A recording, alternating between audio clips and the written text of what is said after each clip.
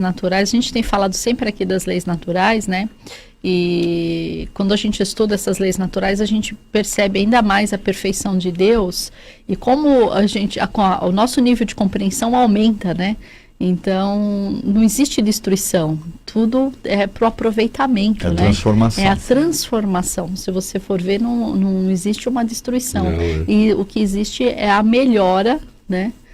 Embora a lei seja lei de destruição, mas é para melhorar, né? Para aprimorar determinadas situações para a nossa evolução, para o nosso progresso, né? E aí, Regina? Progressão Eu estava dos aqui mundos. pensando também, eu acho que também espiritualmente as pessoas elas estão procurando mais, né, essa ajuda espiritual, seja lá onde for, num centro espírita, numa igreja.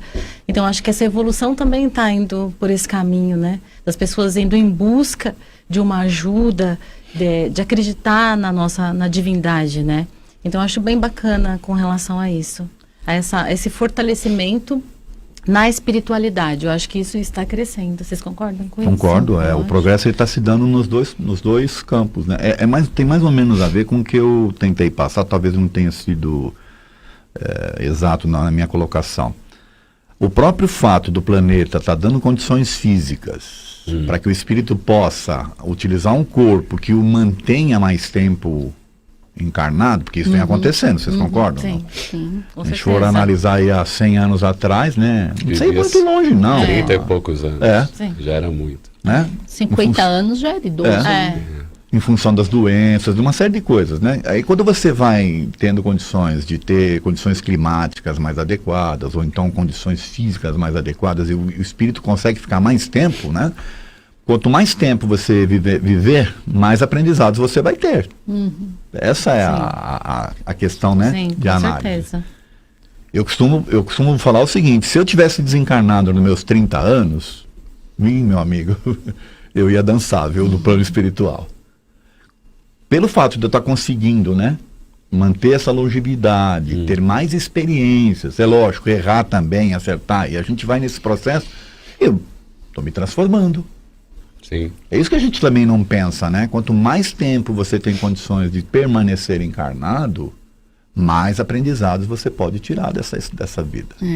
A Com gente muda certeza. muito, né? Desde que você realmente esteja acordado para isso, né? Disposto, Não fique né? maldizendo a vida, tá certo? Com certeza. Praguejando.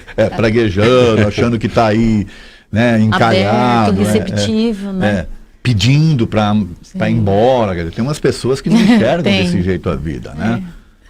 Tem na algumas, desculpa, Edson. Sim. Tem algumas questões aí que a gente fala também, e o que está no Evangelho, que é o bem sofrer e o mal sofrer, e Isso. também aquilo que o Kardec coloca muito claramente, que é tanto a evolução, né, tecnológica, científica, tem que andar junto com a evolução moral. É só assim que a gente o ser vai evoluir isso. plenamente. Então não adianta você só ter a evolução tecnológica, científica, como vem acontecendo, se isso não vem acompanhado da nossa evolução moral, né?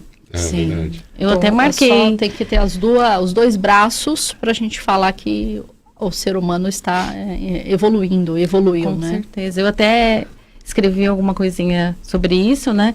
Se não formos incomodados, a tendência é nos acomodar.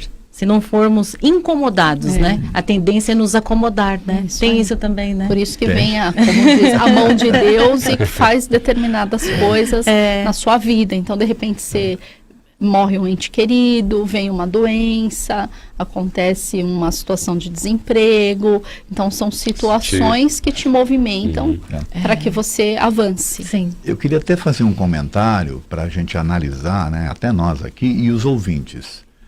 Se a gente for, isso que a gente está falando do progresso do planeta, né? Se a gente for analisar o nosso planeta hoje, do jeito que ele está, e as determinadas regiões, determinados continentes, né?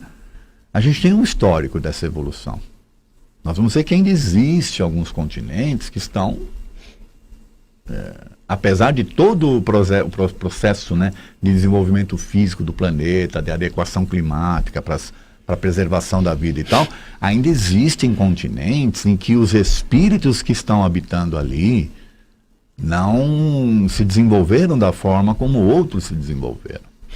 Que aí é uma questão de escolha, né? E até cultural social, também, e política, cultural sim. então o que acontece? Nós vamos ver que existem ainda povos aí que estão vivendo de uma forma ainda meio que primitiva, né? Não tem acesso ao saneamento básico, por exemplo, acesso à água encanada, acesso à higiene adequada, à alimentação adequada, até remédios, né? O medicamentos, a questão da saúde. Os costumes, os usos ainda são um pouco primitivos. Então isso demonstra, na verdade, que existe uma evolução, mas que ela está acontecendo paulatinamente, ou seja, não é aliás, é falado até nos livros, né? O progresso lento e gradual como Kardec. Isso. Tá? Então, às vezes, às vezes o pessoal fala assim, eu vejo as pessoas falando, né? Olha, trata de evoluir, senão na próxima encarnação você vai encarnar num planeta primitivo. Não precisa, é só vir na Terra mesmo, em algum continente. A gente né? tem condições aqui de admitir esse... Não precisa ir para outro planeta. Às vezes ainda. estão perto, né? Até em outros bairros também a gente já vê uma questão de não saneamento, uma série de Vai na fatores, periferia né? aqui de Guarulhos, você parece que já está em outro planeta. Com certeza. Então, é isso que a gente tem que observar, tá? Aí você vai falar assim, pô, mas isso aí é um contrassenso, porque vocês estavam falando que está progredindo, e aí você está falando de um monte de coisa que não está. Gente, o progresso, ele é lento. O que não quer dizer também que, por exemplo, um espírito que esteja habitando uma condição dessa, física, ele não esteja progredindo espiritualmente.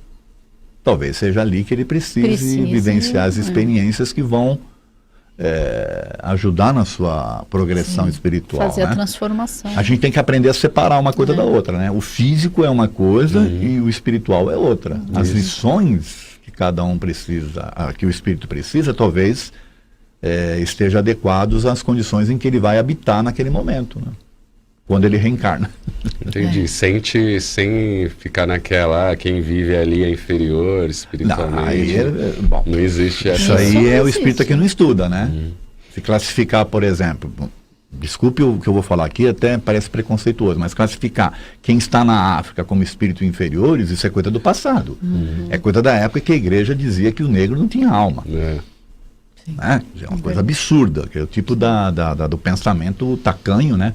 Preconceituoso e de falta de análise das coisas, né? Não é assim, o espírito é espírito, corpo é corpo, lições são lições. E tem aquela questão da escolha das provas, né? Sim. Que é o próprio espírito que pede. Perfeito. Posso falar quais são as questões? Vai lá. Da 258 até a 273. Eu costumo falar porque eu falo muito disso aí. Escolha das provas. Questão de 258 vai até 273. Quando você lê esse capítulo inteiro aí, aí você tem essa compreensão que eu estou dizendo, né? Separar o espírito da condição física. Que às vezes a gente tem aquele hábito de julgar a pessoa. Foi muito interessante o que você falou. Nós falamos uma vez num programa aqui, numa pauta, quando a gente falou da escolha de provas, quando a gente às vezes vê um deficiente físico e a gente já logo faz um julgamento, achando que ele é ali um espírito que errou muito e não teve nenhuma alternativa a não ser vir naquela condição, né, que dentro do nosso julgamento seria uma condição inferior, né? E mais, espírita que faz isso. E mais, né? Os pais estão sofrendo uma prova, né, uma expiação. Os pais precisam passar por aquilo porque também são devedores horrorosos, né? Coisa mais absurda. E não é nada disso, né? É um espírito mega corajoso lá. Talvez a gente tivesse uma condição muito pior, mas nós não tivemos a coragem necessária na escolha da prova de passar por aquilo. Então, quando a gente olha um irmão menos favorecido materialmente, aí numa comunidade carente, numa situação como essa que a gente está dando exemplos aqui, em questões materiais menos evoluídas, vamos colocar dessa forma, a gente já faz também um julgamento, né? Por preconceito, achando que aqueles seres estão ali também porque eles precisam sofrer aquilo porque são devedores. É um absurdo. Sim. É uma versão nazista espírita. Eu queria até fazer uma observação, até fazendo esse contraponto que a gente está falando, né? Você, por exemplo, hoje, de posse de toda a informação que você tem, acesso à tecnologia e tudo, o teu nível de comprometimento é maior, espiritualmente falando. Porque você está mais afeto e mais sujeito a transitar aí num campo, né? De se comprometer com informações. Quando você clica e replica um negócio que é falso, ou quando você... Né? Quando você entra num processo... Por exemplo, a informação vai chegando, você não tem uma dificuldade de saber separar o que é bom, o que não é, o que é certo, o que não é. Então você está sendo inundado de coisas que podem te ajudar no processo de comprometimento. Enquanto que aquele que você acha que está primitivo ali, que não tem, ele está muito mais ligado à natureza, ele está muito mais ligado às coisas da simplicidade da vida, né, das trocas. Evoluindo, né? Mais então ele tem de repente ele tem muito mais condições de ser solidário entre eles. Você pode ver como eles são solidários entre eles, né? Quer dizer, então esse é o tipo de aprendizado que o espírito precisa ter. Enquanto que você aqui vivenciando uma situação de tecnologia de avançada, facilidades, tal, né? Talvez você tenha até mais comprometimento do que o outro, entendeu? Como que você vê esse lado aí que o Edson falou, Regina? Eu estava também pensando sobre isso, né? Tem muitas pessoas que elas... eu vejo muito isso. Pessoas que às vezes trabalham com serviços braçais ou estão sempre sorrindo, sempre, sabe? E pessoas que às vezes estão num nível, trabalhando com alguma coisa, assim, pessoas amargas, né? Então tem muito isso, né? Então tem muito esse diferencial, né?